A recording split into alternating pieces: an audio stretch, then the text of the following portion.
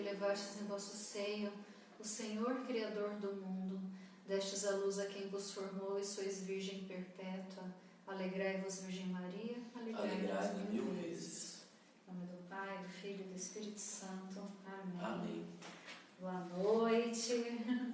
Boa noite. Estamos aqui, né, João? Nós estamos nesse horário diferenciado para facilitar um pouco aí a nossa vida e deixar gravado, né, para os filhos do carisma, para as pessoas que nos acompanham nesse itinerário de conhecimento, de aprofundamento espiritual, para nos levarmos a uma compreensão de Deus e posteriormente amá-lo mais e mais. Então nós estamos aqui, né, nesse dia de forma diferente, para aproveitar, pelo menos, né, para dar a graça da fidelidade, né, para que não fiquem sem conteúdo, a gente se desdobra aqui. Então hoje, né, devido a algumas questões particulares, precisamos antecipar um pouquinho o horário, né, mas você que vai nos ver depois, os filhos do carisma que vão ver depois, podem também colocar as suas dúvidas, né, nos comentários ou enviando para a gente, que a gente vai respondendo, e no próximo encontro também a gente pode trazer algumas coisas que geraram de dúvida, tá bom? Amém? nós vamos dar continuidade ao que nós estávamos falando sobre a memória, né? Nós estávamos falando sobre a importância da memória, né? E como que a memória ele é um órgão fundamental nessa nossa ordenação, né? Nesse nosso processo de nos ordenarmos a voltar ao projeto original de Deus, né? Voltar à nossa origem, daquilo que Deus escolheu para nós, e como nós vimos dentro da nossa antropologia fisiológica, que a memória é a faculdade, a potência da alma que nos ajuda a executar tudo isso. Por isso que a memória ela é muito importante, né?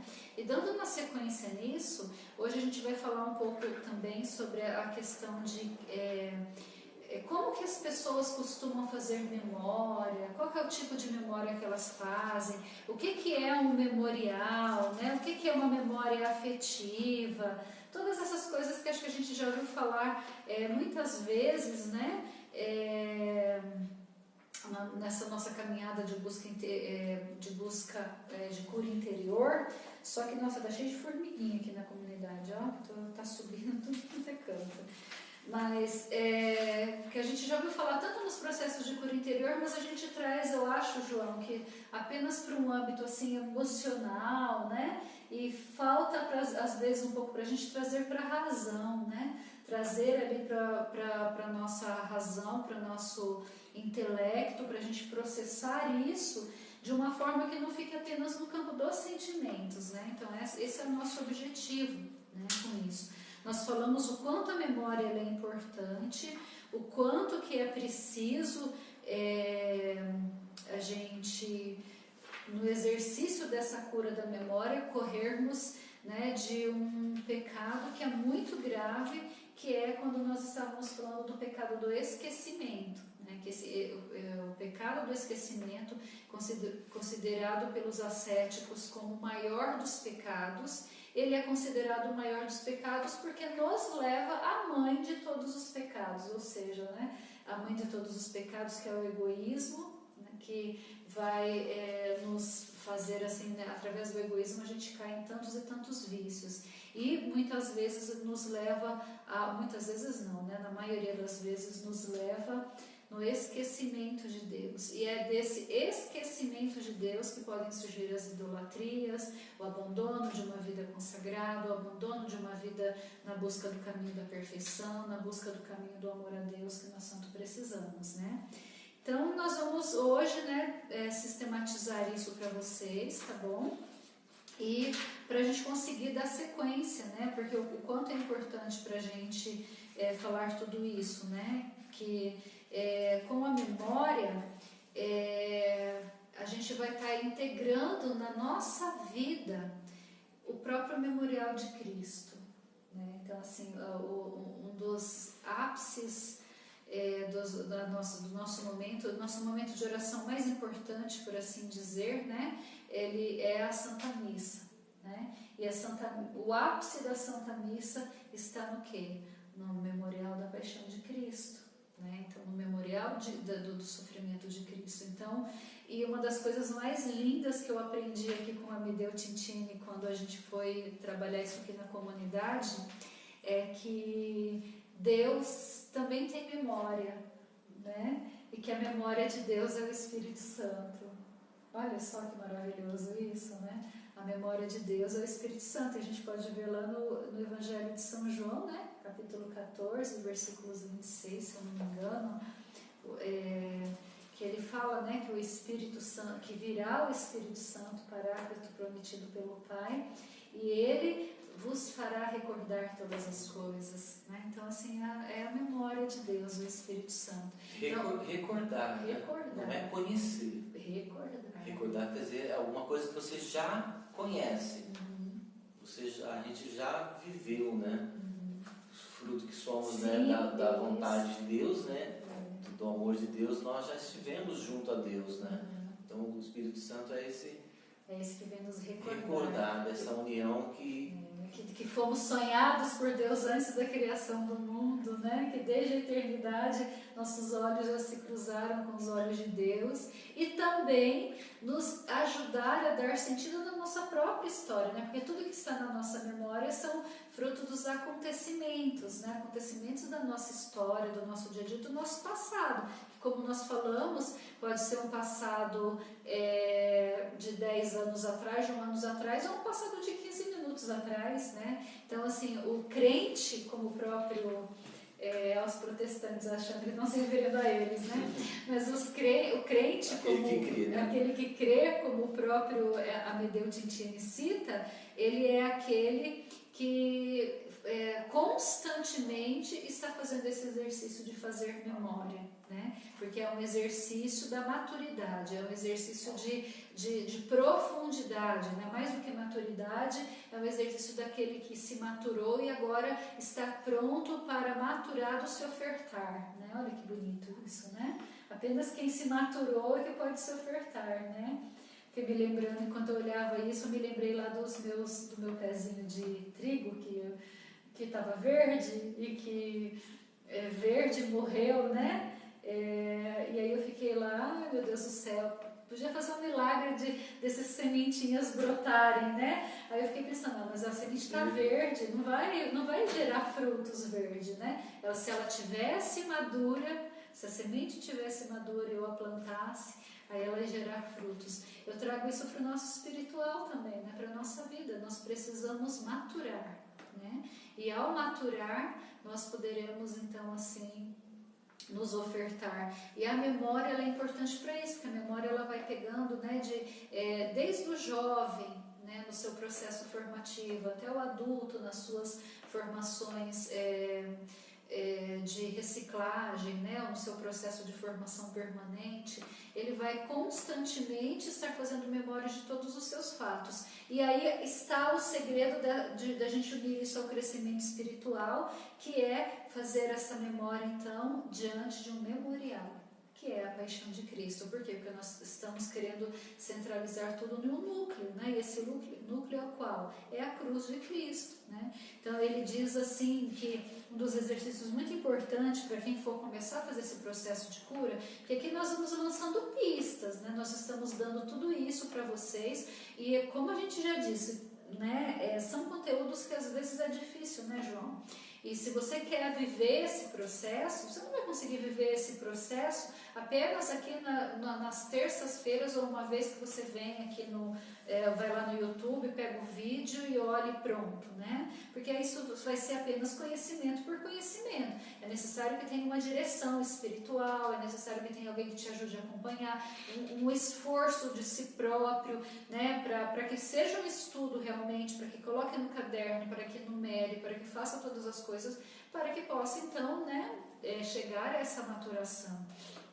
E um exercício prático que a Amedeo Tintini ele indica para a pessoa que está iniciando esse processo é o recordar a própria história, né? Acho que o Fio de Ouro tem uma parte dessa também, né? De recordar a história, né? Então, assim, que eu lembro, né? Que eu acho que a Amedeo Tintini faz parte da referência deles. Sim. Também, né? Então, assim, você recordar a própria história, a contar a sua história, esse processo vai te ajudar a distinguir primeiro aonde você está, né? Então, por exemplo, assim, será importante, portanto, ajudar e provocar o formando, né, o jovem em formação, a recordar a própria história, a contar-se para si mesmo antes de tudo, mas também para aquele que agora o está acompanhando no seu caminho formativo. Aprender a tomar consciência da própria realidade existencial, nos seus acontecimentos positivos e menos positivos, para não pensar que pode passar um risco sobre o seu passado ou sobre aquilo que dele não está bem, com a desculpa de que agora está começando uma nova vida.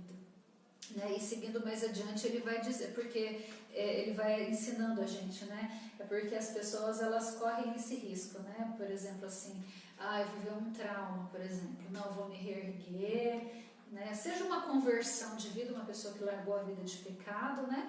E vai viver uma conversão de vida, ou seja, né, uma cura, ou uma pessoa que, né, passou por um processo difícil, ela fala, não, passou, agora eu vou refazer a minha história, eu vou recomeçar. Colocar uma pedra. Exatamente, né? Não existe, né? Nós colocamos a pedra em cima da gente mesmo. A gente coloca a pedra em cima da gente mesmo, porque a gente acaba que ele fala, né, em um outro momento, eu não sei se eu consigo olhar isso agora, né? Mas ele vem dizer, né, que tudo o que nós vivemos, ou ele o melhor caminho é ser absorvido pela nossa memória, e num exercício de fazer memória, a gente saber ordenar tudo para esse centro, para esse núcleo que é a cruz de Cristo. Porque aquilo que não passou pela nossa memória, ou é porque, tipo assim, né, aquilo que a gente não integrou, que não passou pela nossa memória, assim, vai para o inconsciente, né? E vai pro inconsciente, pro subconsciente, e vai nos atrapalhar em algum momento. E isso, então, não é bom, né? Então, assim... O importante é esse fazer a memória, mas com vistas ao memorial, né? Estando em Deus, né? Se você apenas fizer a memória da sua vida por si só, mas não buscando o Espírito Santo e ordenando isso porque fazer memória, né, é quase reviver aquilo. Sim, Você revive, né? Isso é um processo terapêutico, né? Processo terapêutico, muitas vezes a pessoa tem um trauma, um acontecimento que a traumatiza, que a bloqueia, e ela contar sobre isso, falar sobre isso, faz com que ela vá superando, porque ela vai revivendo de maneira menos intensa, né? E vai acabando colocando isso de uma forma que seja suportável para ela. Sim. Pensando no processo terapêutico, em trauma, né? Mas só isso não basta, né? Porque dependendo do seu estado, por exemplo, se você há 10 anos atrás você contasse quem você era quando criança, você ia dizer, eu era assim, assim, assado, e ia talvez dar uma explicação. Se hoje você diz como você era quando criança, já é uma outra pessoa que está fazendo a memória. Sim. Nós somos aquilo que nós vivemos, mas nós somos mais, somos o que Deus desejou e somos o que nós estamos sendo no nosso momento presente, né? Então, o importante, eu acho, é essa busca do estar junto a Deus, né? Quando fazer essa memória, né? O Augusto Cury fala a respeito disso, né? Não dessa forma, mas ele fala disso, que as nossas emoções, cada vez que nós revivemos alguma coisa na memória, nós estamos abrindo novas janelas, né? Novas formas de olhar para aquilo, né? E você pode olhar para aquilo de uma forma positiva, ordenada, e você também pode olhar para aquilo de uma outra forma. Sim. É muito comum a gente estar na renovação, estar na igreja, e as pessoas superei determinado trauma, né? Tá super bem, tá indo nos encontros, tá indo na igreja, né? E aquilo superou. E de repente ela fraqueja na fé, ou então por algum motivo deixa de frequentar tanto, e aquele trauma dela revive, volta, porque quando ela vai olhar para aquilo de novo, ela já não está tão em Deus, né? E aí fala, mas já fui curado dessa lembrança. A nossa lembrança vai ser sempre a mesma lembrança. Cada vez que nós estivermos nela, nós vamos ter que reaprender, reordenar. Né? É o que é chamado também da memória afetiva, né? Que você tem, não é só a memória daquilo que você guardou do fato, mas você se recorda dos afetos, do sentimento que você teve naquele determinado momento, né? Porque a gente fala muito de memória só com essa questão do trauma, daquilo que ficou marcado, mas memória é importantíssimo, né? É uma coisa que nós usamos a todo instante. Sim. Quando você vai dirigir, é memória muscular, você aprende a dirigir. Imagina se você tivesse que reaprender tudo o tempo todo, se você não tivesse a memória. A memória é importante, tem a memória muscular. Aliás, para um exercício para você fazer quando você quer mudar alguma coisa, diz que você tem que fazer por 21 dias alguma mudança. Porque foi feito um estudo em pessoas que foram amputadas e elas sentiam aquele membro fantasma, né, como se elas tivessem aquele membro por 20 e poucos dias, até elas perderem aquela memória do membro. Então dizem que para você reaprender um novo hábito, né, alguma coisa, fazer... jejum de Daniel aí então, né, que é bom, né? 21, 25, tem algumas divergências. Mas é mais ou menos Então não é um encontro final de semana que... E nem eu ver o vídeo aqui. Ver o vídeo aqui, tem que encarar, né? E trabalhar nisso. E sempre que aparecer, retrabalhar, né? Por isso que é importante, então, essa questão do acompanhamento espiritual, ter o caderno, né? Porque quando ele fala aqui do exercício do narrar-se, é um exercício que você vai fazendo em vários momentos. Então, e aí, Brina, me ensina então a fazer esse exercício para começar. Pega e vai contar a sua história, né? Vai contar todas as coisas que você viveu, e tenta, contando essa história, tenta em paralelo notar as emoções que isso despertou. Ai, me lembrei de uma coisa que me trouxe nostalgia. Essa fase da minha vida me trouxe muita nostalgia. Mexer com isso daqui ainda doeu em mim, eu ainda lembro disso, assim, sensação. Vai recordando as emoções disso, né? E anota tudo isso. E aí depois a gente vai falando, né? Como a gente vai estar ensinando aqui os tipos de memória, tudo. E o que nós queremos ensinar você é depois fazer esta memória, trazendo então, e aí esse exercício vai ser um exercício de oração, né? É importante entender isso, é um exercício de oração, que pode ser de repente até por uns 21 dias aí, então, 25, né, João? Onde você vai pegar esses pontos, né? Não adianta querer fazer tudo de uma vez também, porque não funciona, né? Pega um dos pontos que você acredita que é o centro aí da sua história, que é o mais importante de ser integrado naquele momento. E aí você vai, durante aí um tempo, uns 21 dias, algum tempo, você vai trazer essa lembrança na sua memória em oração. Como que eu faço isso, Brina? De uma forma bem prática, cada um vai encontrar o seu lugar, né? Por exemplo, você vai lá na sua oração: Senhor, eu venho te trazer hoje, né, nesse primeiro dia, aquele fato, aquele acontecimento que aconteceu na minha infância, assim, assado, tal. Você vai contar para Deus. Conversa com Deus, ou com Jesus, ou com o Espírito Santo, ou com o Pai. Eu não sei quem que você vai convidar para essa memória. Você pode convidar também a Trindade inteira, né? Mas vai numa conversa mesmo. Essa conversa pode ser por escrito ou pode ser em oração, assim, mental, né? Meditativa. Onde você vai falar. E vamos supor que seja, por exemplo, assim, uma pessoa que perdeu o pai, né? Vou colocar uma coisa aqui: Senhor, eu quero te contar aquele instante, Senhor, que eu fiquei sabendo que o meu pai, ele foi embora, né? Vou mudando aqui: meu pai, ele que me abandonou, né? Que ele deixou a minha casa, abandonou a nossa família, que eu chorei muito naquele dia, porque foi muito difícil para mim, tal. Aí nesse dia você vai, né, contar isso para Jesus e fala assim, deixa o Espírito Santo te ajudar na oração, né, para que você faça memória. Você pode dizer: aonde você estava, Jesus, que você deixou com que o meu pai fosse embora? E aí de repente Deus vai te dar uma iluminação. Jesus falava: eu estava lá, meu filho, chorando com você, que não sei o que e tal, né? Aí beleza, terminou a oração. Aí no dia seguinte você vai fazer memória desse fato novamente. Jesus, eu quero aqui te contar daquele dia que o meu pai me deixou, tal. E aí, conforme foi a sua integração, você vai fazer de novo a pergunta: onde tu estavas, meu Deus? Ou se a sua oração produziu já alguns frutos, e você vai dizer: mas eu sei que o Senhor estava comigo naquele momento, que o Senhor chorou comigo, que o Senhor viveu tudo aquilo comigo. E aí eu te agradeço, Senhor. Lembra a oração, né? Eu te agradeço por tudo, tal. E deixa o fruto da oração te marcar novamente nesse dia.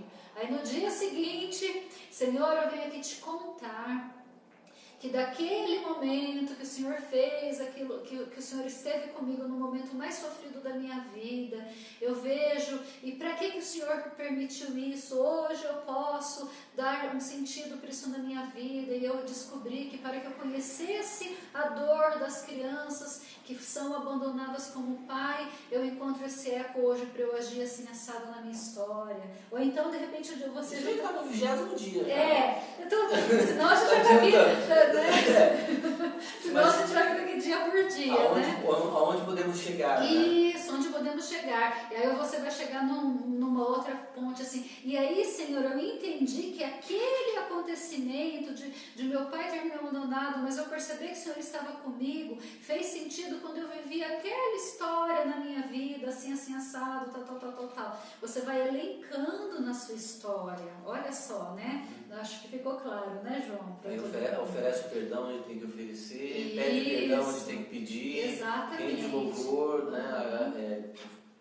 Bom, deixa o Espírito Santo conduzir. Exatamente, então é oração, gente. Esse fazer memória, esse exercício é um exercício oracional e super importante. Por quê? Porque você aprende a dar sentido. A dor, aquela emoção, aí quando você for contar isso novamente, aquela dor que você sentia, a forma como que você contava aquele episódio hoje, não vai ser a mesma que você vai contar depois, porque você está trazendo tudo para Cristo na sua história, né?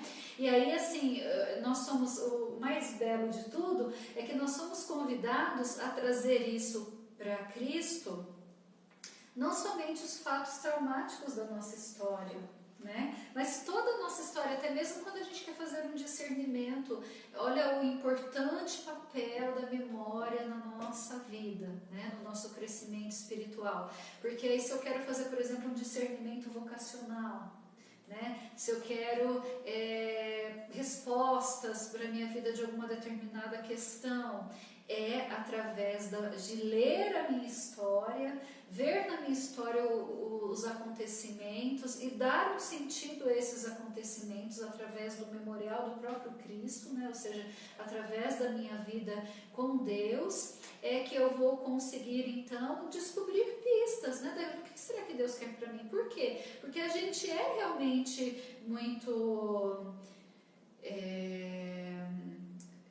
ele fala que nós temos um nível baixo de penetração, na palavra que ele usa, mas esse nível baixo de penetração, eu podia dizer assim, para uma linguagem mais simples, que a gente é meio assim, a gente fica só nas margens, sabe, assim, né? A gente não se aprofunda em tudo. O que será que Deus quer de mim? Mas a nossa história está aí batida, a gente não sabe reconhecer a Deus. Então é importante, né, quando na comunidade mesmo, a gente sempre instrui as pessoas a olhar na sua história, porque para a pessoa descobrir se ela tem o carisma precisa fazer eco com a história dela, né? Então, olhar na sua história quais são os acontecimentos que te levam a isso. Mas isso daí pode ser superstição, pode ser bobeira, coincidência, não importa. Mas sendo ou não sendo, são elementos que vão na sua memória, construindo a sua memória bíblico-afetiva e o seu memorial junto com a paixão de Cristo, fortalecer, né, aquilo que você tem no seu interior, até mesmo para a sua fé, né? Então, assim, a memória, ela traz todo o imaginário que a nossa fé necessita para, junto com a nossa inteligência, com a nossa vontade, nos levar a Deus, né? Então, de uma forma assim técnica, parece que é um pouco complicado, mas de uma forma simples ela é fundamental e isso não é bobeira, né? É algo que é importante. Eu vou dar um exemplo para vocês disso também, né, para que vocês possam entender. Por exemplo, eu trouxe elementos assim, né, buscando na minha história, sobre ser sal e luz, né? Olha só, né, que interessante, eu nasci em uma cidade que se chama Salinas, né? Onde Salinas vem nos lembrar o sal. E eu nasci nessa cidade porque a minha cidade, Salinas, não tinha hospital na época que eu nasci, mas eu sou de uma cidade chamada Rubelita, né? Mas Rubelita, o que é Rubelita? Né? Rubelita é uma pedra preciosa que é derivada do rubi, né? E essa questão da pedra preciosa, tudo remete muita gente à luz, né?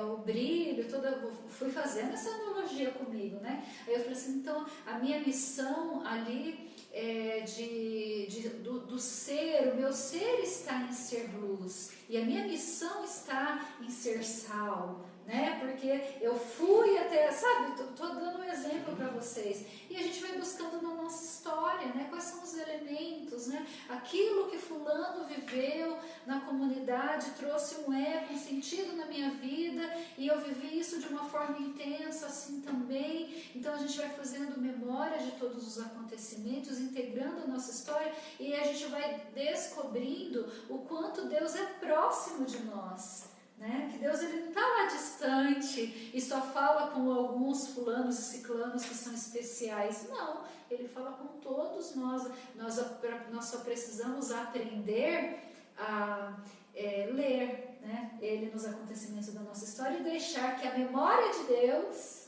que é o Espírito Santo, venha em nosso socorro e nos ajude, né? E eu acho fantástico isso, né, João? Porque a gente passa às vezes por tantas coisas na vida e faz parte, né?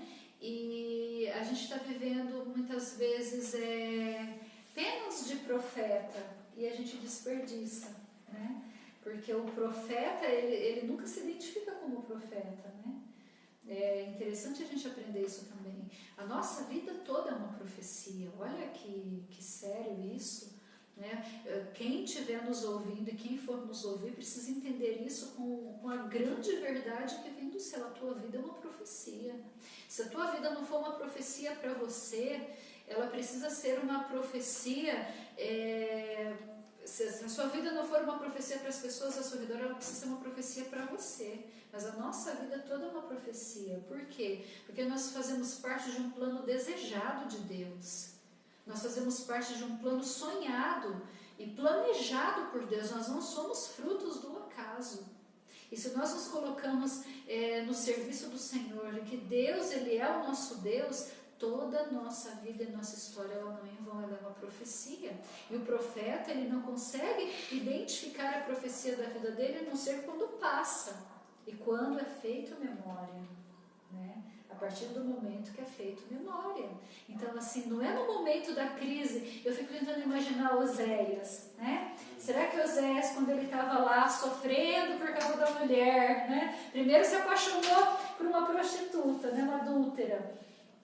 Uma mulher que não tinha a maior das virtudes do mundo, que eles prezavam para a religião deles no momento, né? Se apaixona por aquela mulher, e ele todo piedoso, um profeta, um homem de Deus, né? E Deus vai lá e fala para ele: aceita essa mulher desse jeito que ela é. E ele vai lá e aceita a mulher, e aceita e ama a mulher, e cuida da mulher. Aí a mulher vai e adultera contra Oséias, né? E Oséias sofre a dor desse adultério, sofre aquilo tudo no coração, e depois Deus vai lá e fala: aceita essa mulher de volta e aceita os filhos adúlteros que ela trouxer como os teus filhos. E Oséias sofreu tudo isso na sua vida, né? Só que ele entendia naquele momento que aquilo que Deus estava pedindo para ele é porque Oséias estava sendo a prefiguração de Deus, né? De Deus que aceita o seu povo que adultera contra ele, de Deus que aceita o povo que somos nós, que o renegamos, que adoramos e idolatramos tantas vezes outros deuses, né? A nós mesmos, ao dinheiro, ao comodismo, ao prazer,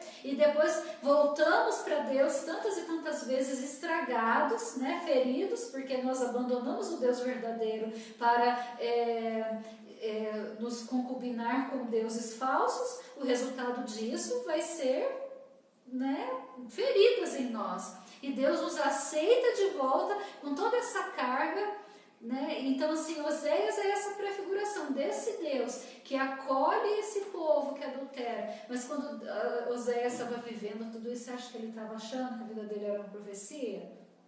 Ele estava no meio da cruz, no meio da dor, né? Você acha que Jesus, né, trazendo para a nossa realidade mais próxima, naquele momento que ele estava no alto lá da cruz, né, falando: Senhor, Senhor, por que me abandonastes? Ele estava naquele momento de dor ali, as pessoas, ele não, né, porque ele é Deus, então fecha um parênteses, ele é Deus, ele sabia de tudo, mas apesar de estar vivendo tudo na carne, mas todas aquelas pessoas em volta, e até mesmo os apóstolos que ouviram tudo dele, estavam lá se lembrando: ó, ali, ó, o servo sofredor, ó lá, ó, o cordeiro imolado que dá a vida.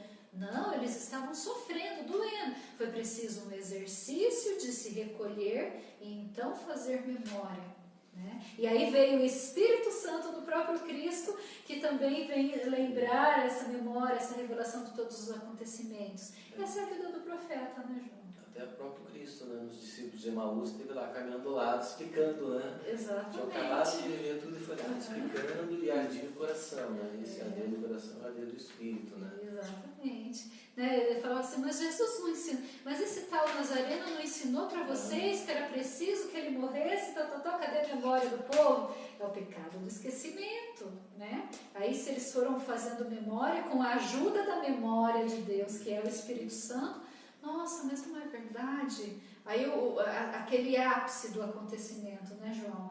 Olha que lindo, que representação bonita mesmo essa dos profetas de Emaús para a gente trazer para esse debate nosso, né? Aí no momento ápice, central do que Cristo veio nos trazer, que quando ele, ao partir do pão, né, eles se lembraram, ao partir do pão. Então, assim, se a gente aprende a trazer isso para a nossa história e sabendo pela fé, né, que Cristo não é indiferente a nada do que nós vivemos, que Ele não é indiferente a nenhuma dor nossa, a nenhum momento de nossa história. Então, dessa forma, pela fé, nós podermos dar sentido a todos os nossos acontecimentos, nós podemos, então, com certeza, integrar a nossa vida para que a nossa vida seja toda de Deus, né? Somente dessa forma, no meu ponto de vista, né? Só assim nós conseguiríamos.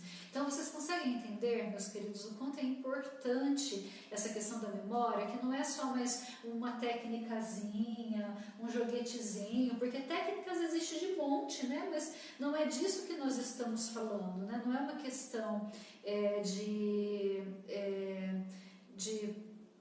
autoajuda, né? Não sei se, porque às vezes está até aparecendo isso, né, João?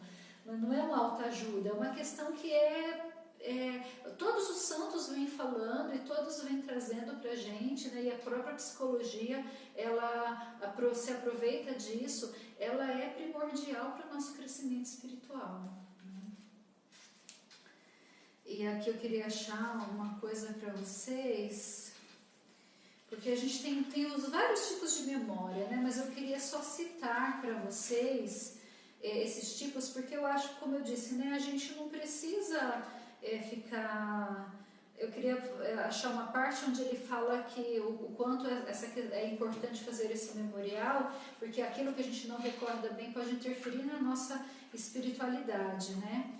E também na nossa personalidade, porque aquilo que não está integrado vai vir na nossa personalidade de uma forma meio desequilibrada, né? Aí está até aqui, ó. Aquilo que não faz parte da memória, ou que a memória não reelabora, né? É isso que nós estamos falando, dar sentido, ou trazer a Cristo é reelaborar. É perdido ou é relegado ao inconsciente como material que pode também perturbar a vida consciente do indivíduo e desintegrar de modo mais ou menos sério a sua personalidade, né? Então, assim, a personalidade é aquilo que nós estamos falando da memória que está nas nossas potências superiores, né? A personalidade tem uma interferência muito direta no meu ponto de vista, eu não entendo nada, eu estou falando só pela percepção, viu, gente? Vocês podem me corrigir, até o João também. Eu acho que aquilo que a nossa personalidade faz, eu acho que está num campo mais inferior, né? Que está ali nas nossas potências inferiores, relacionados às nossas emoções, né? Então, é aquilo que é de cima, né? Vai atrapalhar o que está embaixo.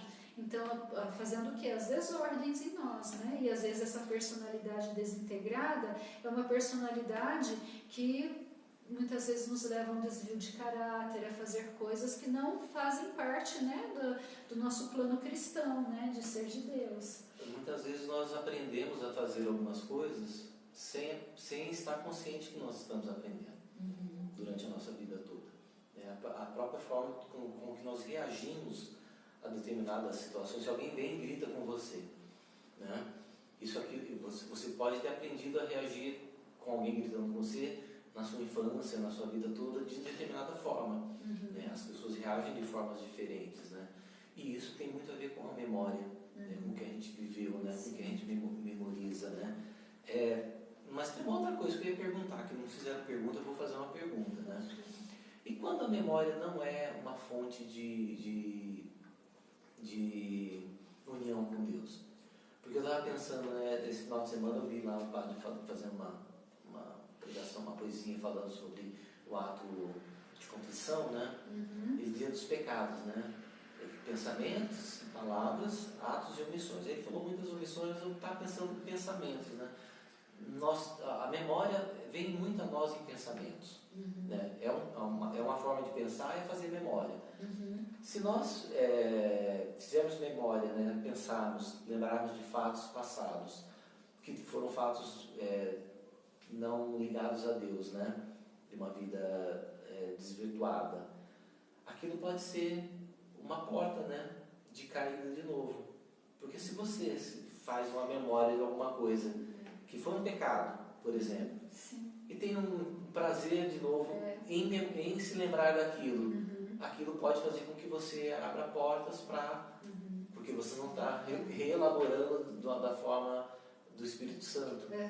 Por isso e é isso que acontece com as pessoas que abandonam a Deus, lá no pecado, no que a gente falou no encontro passado, né, sobre o pecado do esquecimento. É exatamente isso. Por quê? Porque essas potências inferiores e os nossos sentidos e as concupiscências vão sempre nos trazendo aquilo que a nossa carne quer. Então a nossa vontade ela fica muito fraca, né? A nossa vontade ela está muito voltada ali para o prazer mesmo, né? Para o prazer, para o conforto. E aí o que acontece? Essa nossa desordem, ela vai... se nós estamos... Por isso que o exercício é de baixo. Nós estamos falando da memória, mas como eu disse, essa memória ela interfere também nas potências inferiores e nos sentidos, mas esses são os primeiros que precisam ser ordenados. Por quê? Porque uma ascese do nosso corpo é que vai nos ajudar a fazer com que a memória nossa, que a nossa vontade seja mais forte, para que a nossa memória nos ajude. Por quê? Porque a questão, por exemplo, do um olfato, né? Dizem que o olfato é o que mais liga rapidamente a memória, né? Qualquer cheiro que a pessoa sente, na hora já vem a lembrança. E muitas vezes não é nenhuma lembrança do fato, né?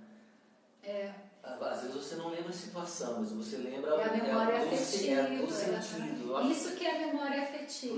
Porque o sentido, né, tanto do olfato, tanto do nojo, né, quanto do prazer, né, é muito desligado da questão do pensamento. Sim. A visão já é mais ligada, porque né, com o que você vê, você absorve mais, né? Agora o sentir, né? Muitas vezes até o tato, né? É mais desligado do raciocínio em si. Porque o olfato ele vai nos ajudar a elaborar todo aquele sentimento que ficou. E muitas vezes até a lembrança que você guarda na memória, as cenas da lembrança não são nem cenas reais, mas são cenas criadas pelo imaginário lá atrás, né?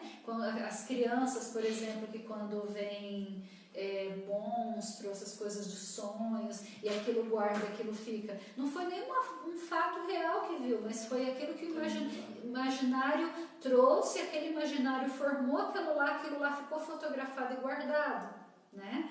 Então, assim, e aí, João, aquele artigo que você me deu lá eu esqueci o nome daquele francês lá, aquele doutor francês lá, sei lá, é um francês lá sobre a mortificação, né? Eu li o artigo todo, fiquei com vontade de já ler o livro, né? Olha só esse temperamento difícil igual o meu, né? Fiquei querendo ver um artigo que ler o livro inteiro, que é o Tratado das Mortificações, uma coisa assim, onde ele fala, né, que se a gente não castigar o nosso corpo nunca vai aprender a ordenar aí a nossa memória, a ordenar aí a nossa vontade. Por quê? Porque a única forma, ele dá explicações teológicas para isso, né? Que a única forma de fazer com que a gente esteja dócil para ser moldado é a mortificação da nossa carne. É por isso que a igreja fala tanto do jejum, por isso que a igreja... E olha como a sociedade parece que já há muito tempo vem tirando esse valor, né? Porque Porque hoje em dia, se você falar assim, fazer exercício físico é uma coisa positiva? É positivo. Você está cuidando do físico, fazer exercício físico, né? Resistência, né? Uma melhor saúde. Estudar, né? Ler, né? Se instruir, é uma coisa positiva? É positivo, porque você vai estar cuidando da sua inteligência, do seu raciocínio e tudo mais. Agora, se a gente fala em treinar a vontade, né? Para ter uma vontade que não dependa de coisas externas, e aí só vem através das teses, né? De você dominar a sua vontade. É uma coisa positiva? Não.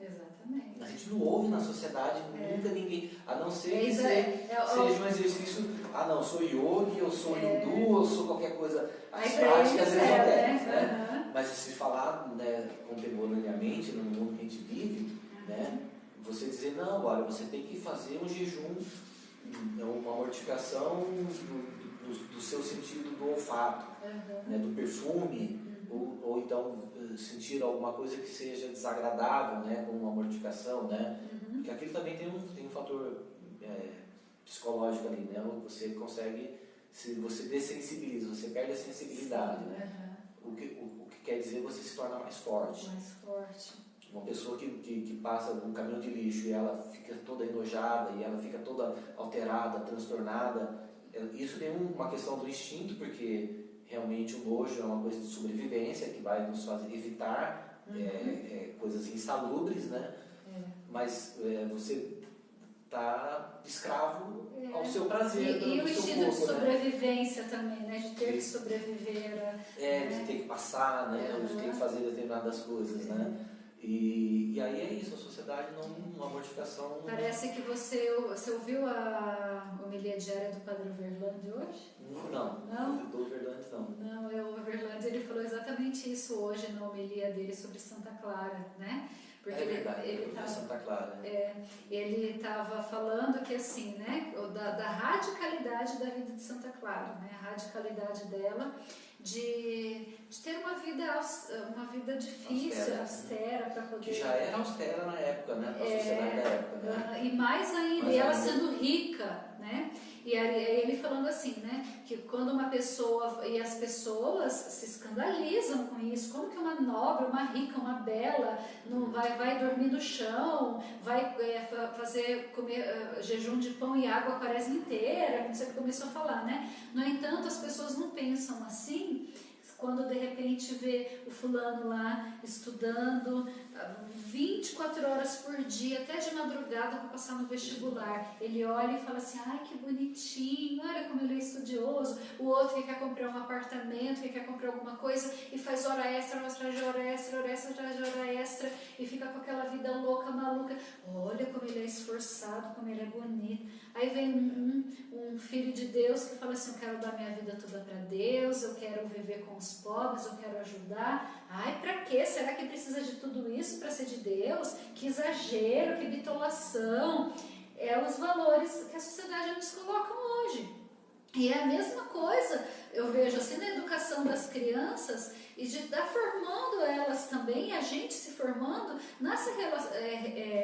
com relação à mortificação. Porque hoje a sociedade ela tem pavor da mortificação. Mas se eu quero trabalhar a questão, por exemplo, de ter uma memória dessa sadia, uma vontade forte e ser guiado aí pelo Espírito Santo de Deus na minha inteligência, na minha fé, eu preciso fazer esse processo ascético, senão eu não vou conseguir. A sociedade tem pavor de contrariedade, quanto mais de mortificação. Exatamente. Então, assim, e a gente vê que isso está impregnado em nós, né, João?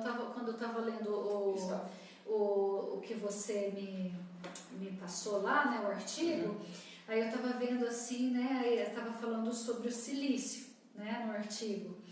E aí eu falando assim, meu Deus do céu, né, olha só, né, até umas décadas atrás o silício ele era tão comum, né, para as pessoas usarem o silício. Muitos jovens devem que forem saber o que é o silício, né? Silício é uma corda, uma corrente, alguma coisa que eles amarram, né, no braço, na perna ou na barriga, assim, para causar incômodo, né? Para que realmente cause incômodo, né? E aí eu fiquei pensando nisso, né? Falando assim, nossa, olha só, e trazendo para minha memória de uma coisa pessoal minha, assim, né? De eu me compadecendo tanto pelas pessoas que estão perdendo a fé, se afastando do serviço de Deus, deixando a vida consagrada, a vida com Deus, né? E me bateu aquele desejo, né, de o que eu faço, Senhor, né? Para poder ajudar essas pessoas, para ser cordeiro por elas, para ser hóstia por elas, né? Aí, com aquele sentimento todo no meu coração, assim, e aí olhando, eu falei assim, gente, olha só, o que era tão comum entre os santos, entre as pessoas de antigamente, um simples silício, e hoje se tem, né, desculpa o palavreado que eu falava, mas se tem uma calcinha que está apertando demais, a gente já não aguenta, né? É ou não é? Né? Então, eles apertavam a perna, se uma calcinha, se o sutiã está te incomodando, você já vai arrumar, agora tem moda, né? Tem aqueles que grudam. Então a gente faz de tudo para evitar qualquer tipo de mortificação, né? Então a sociedade ela vai causar aquilo que dá mais prazer, aquilo que fica melhor, aquilo que é mais confortável.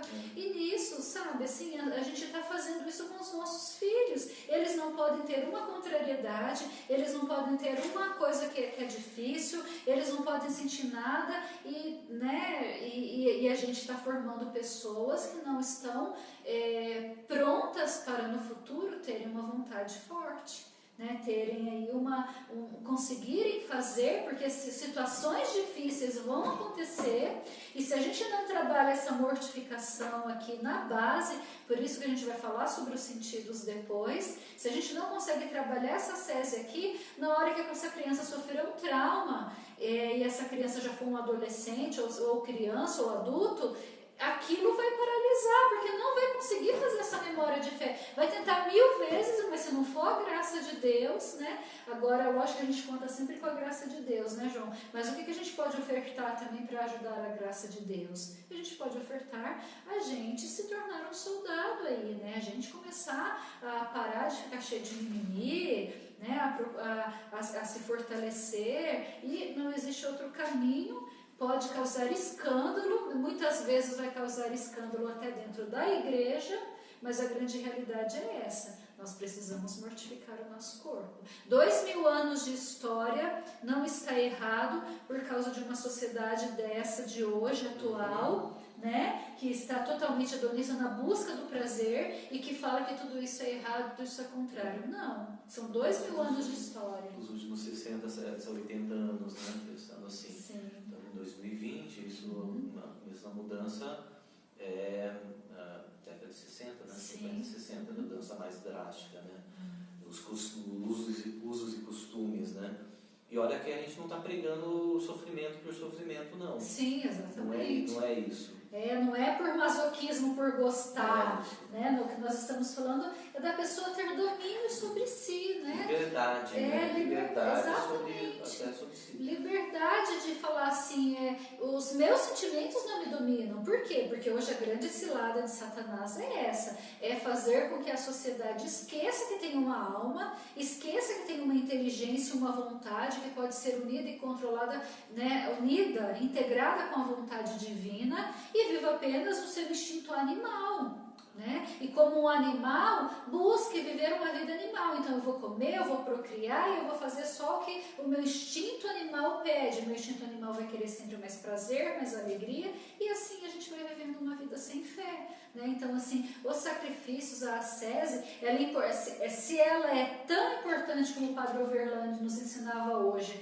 na homilia, para que nós consigamos conquistar as coisas do mundo, né? Porque se uma pessoa ou ela recebe herança, né? Ou ela recebe herança, ou se ela quiser conquistar alguma coisa, ela vai ter que ralar muito e trabalhar, né? Se você falar em ascese nos esportes, né? Quanto sofrimento um esportista de alto desempenho tem que fazer, né? Exatamente. Quanta renúncia, né? Quanto treinamento, né? Quanta dor, né? E é engraçado que no esporte o pessoal fala, não doeu, não valeu, né? Tem que até doer, porque é aquilo ali que vai fazer o músculo crescer. Sim. Né? Mas na vida espiritual, né? Na vida, né? A gente não busca isso, né? Quanto muito aceita o que vem gratuito na vida, né? E consegue ordenar e oferecer, né? Mas esse exercício, às vezes nem durante a quaresma. Às vezes nem durante a quaresma. Gente, né? Assim, jejum, uma abstinência, algo. E assim, por exemplo, né? De sexta-feira a igreja ela pede que os cristãos não comam carne. Isso é um pedido da igreja, uma coisa que vem desde a igreja primitiva. Aí eu digo para vocês uma coisa, a CNBB abriu um parênteses no Brasil, né? Ela abriu lá, não estou fazendo crítica nenhuma, gente, eu só estou dando uma constatação. Ela foi lá e abriu um parênteses. No Brasil, vocês estão livres de fazer a abstinência de carne na sexta-feira e trocam por outro tipo de penitência, ok? Ok. Quem que faz? Quem que troca? Quem que troca? Quem que lembra? Né? Virou dia de happy hour, virou dia de festa, virou dia de não sei o quê. Então, assim, as pessoas, elas... Eu sou do ponto de vista, sabe, que a gente tem que a regra, que essa ordem, que essas coisas, elas vão nos ajudar para muitas outras coisas, né? Então, tem um objetivo para isso, né? E um objetivo inteligente, né? Um objetivo criado pela igreja, pela mãe igreja, para nos orientar, para nos fazer, porque, poxa vida, se eu não sou capaz de fazer um jejum, se eu não aguento fazer um jejum, é a maior prova de que de repente eu não tenho essa liberdade que eu mesmo quero. Porque eu não tenho autodomínio, né? E se eu não tenho...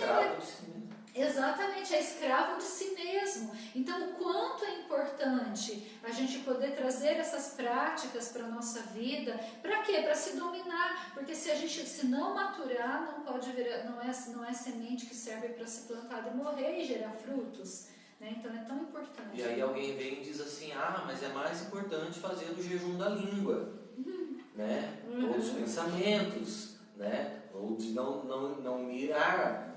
É verdade, mas é mais fácil fazer um jejum da boca ou, né, abstinência de alguma coisa como um exercício, né, de você dominar os seus sentidos, né, do que você dominar muitas vezes a sua inteligência. Então, às vezes a pessoa, você não vai saltar 3 metros de uma vez, primeiro você salta 1 metro, depois mais um.